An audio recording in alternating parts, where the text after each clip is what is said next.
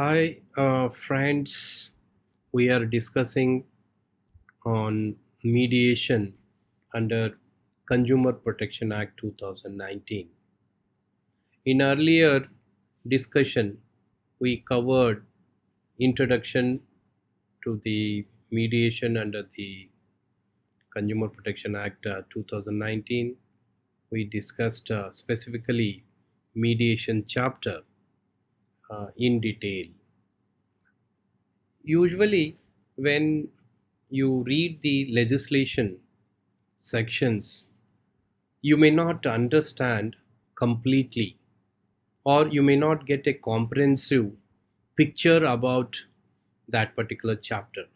Why? Because it is a skeleton given under the Act. The rest of the other details are given through the rules and regulations. So, in that regard, the these rules, the consumer protection mediation rules 2020 and also consumer protection mediation regulations 2020, if you read the chapter 5 of consumer protection act along with rules and regulations, then you will get a clarity or clear picture, comprehensive view about the mediation. Hence, now I'm discussing on Consumer Protection Mediation Rules 2020. These rules are framed by Consumer Ministry, Government of India, and it came into force from 20th July 2020. So these rules were published in 15th 7 2020 in official gazette by the Minister of Consumer Affairs, Government of India, and these rules are made by the central government. How central government gets the power? Power is given under section 101 of Consumer Protection Act 2019. So through that particular section, central government gets the power and framed these mediation rules. Rule 1 talk about the title of the rule, that is the Consumer Protection Mediation Rules 2020, and always the rule 1 or regulation 1, always it gives the name as well as it came into force from come into force from which day, so that will is mentioned. So 20th day of July 2020 it came into force. So always rule 2 or section 2 or regulation 2 always gives the definitions, the words which are used in that rule or regulation or legislation. So here also under these rules, rule 2 gives the definitions. So wherever the act word is used, it means Consumer Protection Act 2019.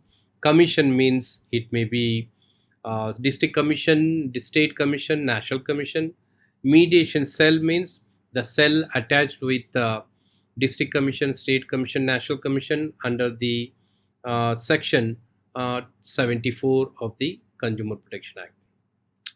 And panel means panel of mediators, which is prepared by the state commission, national commission, and district commission under section 75 of chapter 5 of Consumer Protection Act. And parties means here who are parties to the dispute. So for example, complainant, respondent. If complainant is one, respondent is one, then these two are the parties to the dispute. If complainant are two and parties, I mean opposite parties two, then it is four parties to the dispute. So whoever connected to that dispute, who files against whom, so both together we call it as a parties here. And settlement means it is settlement arrived at in the course of mediation. Means a dispute is there, they came to consumer commission, and it was referred to mediation. Through mediation, that dispute is settled amicably. So that is called as settlement. And under this particular rule 2, they have not given all the definitions, whatever words used under the rules. So that's why clause 2 is added, that what it says, whichever words are used in the throughout the rules, here definitions are not given, then the same definitions which are given under the Consumer Protection Act, that has to be considered as a definition. So that is clause 2. Rule 3 talks about mediation cell. Already I have discussed in chapter while discussing chapter 5, every mediation cell set up in a commission, that commission may be district commission, state commission, national commission, shall have a panel of mediators on the recommendation of selection committee consisting of president and a member of that commission. So I shown you the national commission, the mediators panel, in which my name was also there. So I told you the how the process happens. So selection committee at the district level, state level, national level, the selection committee consists of president and members of that particular commission. So assume that district commission, one president and two members. These three together, they advertise to the public, whosoever is interested, who are eligible, they can apply, and they will apply, and these three people will scrutinize who are eligible. Looking into their background, they will select those applicants as the panel of mediators. Again, once they select, they ask, give your consent to become a mediator, panel mediator. Once they give a consent, then their name will be added and they will put up on their website. So this is the process of selecting mediator and preparing panel of mediators. So every mediation cell has to do that. Means district level, district commission, state level, state consumer commission, and national level, national consumer commission. Clause 2 talks about the mediation cell shall have such a support staff as may be decided by the president of the commission in consultation with the concerned government, and that government shall provide all administrative assistance and infrastructure facilities required by the commission. As you know, these commissions are under the control of state government or central government, and state government has to provide staff members to run this mediation cell, sufficient staff members, because commission staff members cannot be shared here, so they have their own workload. So that's why independent support staff should be appointed by the state government in consultation with the concerned government and even commission. So all these administrative staff should be appointed and infrastructure facilities should be provided. So physical infrastructure should be given along with the existed the consumer commission attached to that or near to that. So that should be the way how the infrastructure supporting staff should be provided by the state government or central government to the mediation cell which are established at district level, state level, and national level. Without supporting staff, without infrastructure, it's very difficult to achieve the object of the chapter 5 of the Consumer Protection Act. That's why central government is working hard to implement or to establish these mediation cells at the state level. So if we look into the past 10-15 years, a Ministry of Consumer Affairs, Government of India working hard to protect the consumers, and also effective implementation of the Consumer Protection Act in India. So we can see a lot of changes in the consumer protection, and in future it will be more effective. Rule 4 talks about matters not to be referred to mediation. Already we have discussed in chapter 5 that when case is pending before the commission, then commission can refer that particular case dispute for mediation and appoint a mediator, and that mediator will call both the parties, discuss with those parties, and try to settle the matter amicably, voluntarily. So that is the thing. Now this rule talks about which disputes cannot be referred to mediation. I told you, if you read the chapter 5, this information is not available there. If you read that chapter with these rules and regulations, then only you will get a clarity. So that's why I said, always whenever you read any legislation, any chapter or any section, then you have to read connected rules and regulations to understand completely. So this particular rule 4 gives a list of disputes which cannot be, which shall not be referred to mediation. Which are those matters? The matters relating to proceedings in respect of medical negligence resulting in grievous injury or death. So any complaint is filed against doctor or hospital for their negligence, medical negligence, which resulting in grievous injury or death, those cases cannot be referred to mediation. It means those cases should be handled by commission and decide as per the Consumer Protection Act 2019. Similarly, other matters which cannot be referred. Second one, matters which relate to defaults or offences for which applications for compounding of offences have been made by one or more parties. So here also this type of case dispute cannot be referred. Third one, cases involving serious and specific allegations of fraud, fabrication of documents, forgery, impersonation, coercion. These types of disputes are also not referred to mediation, because these are serious things, and serious wrong, civil wrong as well as criminal wrong. Criminal, I mean, you can call crime also. So that's why these things are also, these types of disputes are also not referred to mediation. Fourth one, cases relating to prosecution of criminal and non-compoundable offences.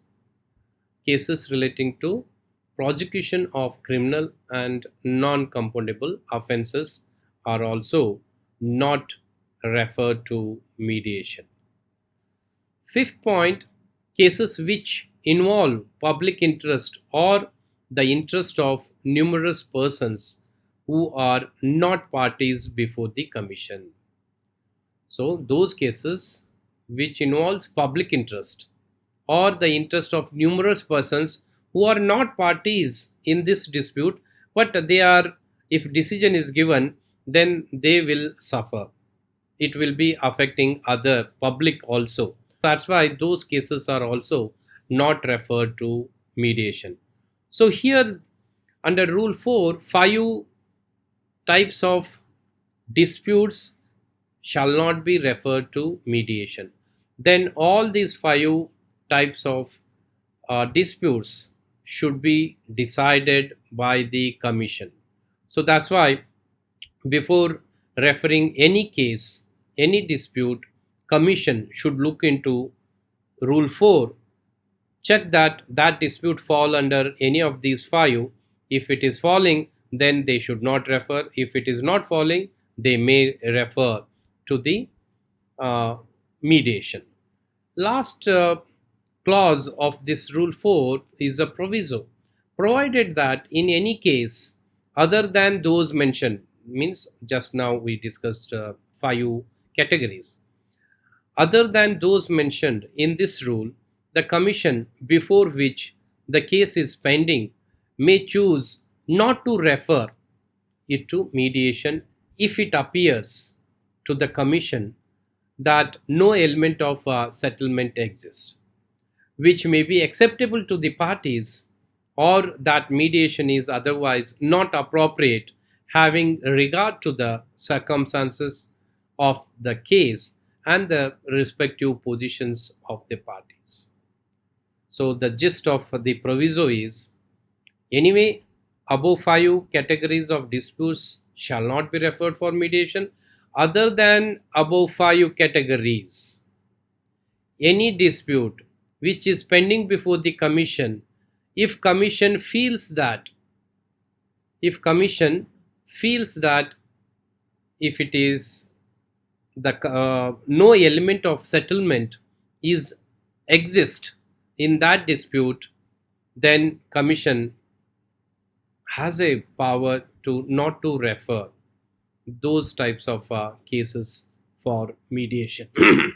So that's why ultimately the Commission has to look into the uh, each case facts and circumstances, parties stand, and on that basis they can refer it to the mediation, and they should decide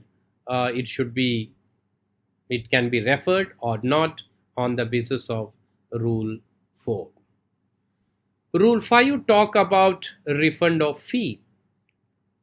So one of the benefit of ADR, alternative dispute resolution, especially mediation, if case is settled through mediation, whatever court fee they have given to the Commission, that fee should be refunded to the complainant.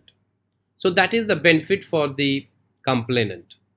For example, if a complainant paid 1,000 rupees as a court fee to the Commission, once the case is settled through mediation, that 1,000 rupees has to be refunded to the complainant from the Commission.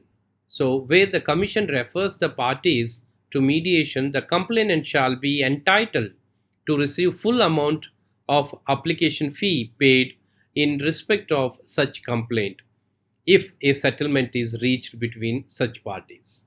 So if it is, settlement is done. If it is not settlement, if settlement is not done, then the refund of fee, Rule 5, is not applicable. Rule 6 talks about resort to arbitral or judicial proceedings. What it says, the party shall not initiate any arbitral or judicial proceedings in respect of matter which is the subject matter of the mediation, and also when such parties have expressly undertaken not to initiate any such proceedings. It means cases before the Commission, and Commission referred that case to mediator. Mediator is trying to settle the matter amicably through separate sessions, joint sessions, through trust. He is trying to settle. Meanwhile, during the mediation process, the parties, any of the parties to that particular dispute, shall not initiate any arbitral or judicial proceedings in respect of matters which is the subject matter of mediation, and also when such parties have expressly undertaken not to initiate any such proceedings. So it is the duty of the parties to stick to the rules, even if they refer or even if they go under Rule 6, those commission or those courts should not entertain those cases under Rule 5 of this particular rules 2020.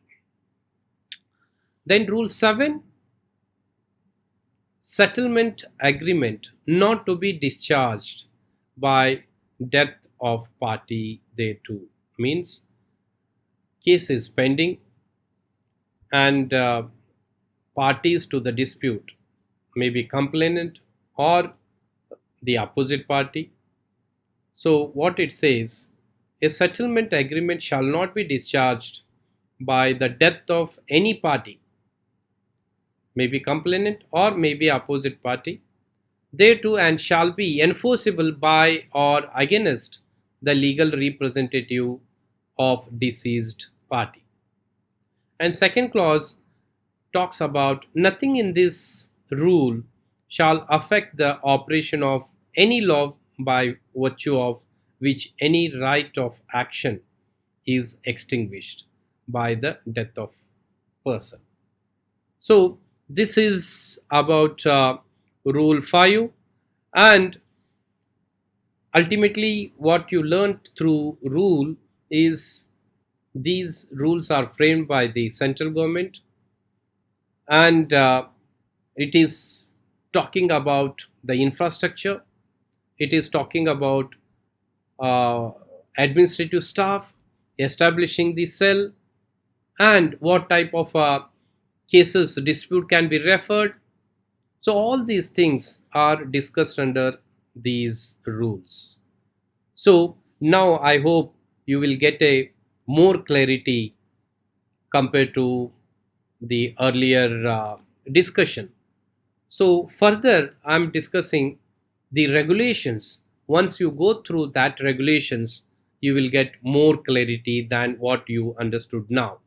So in next discussion, it will be on the regulations 2020, which are framed by the National Commission.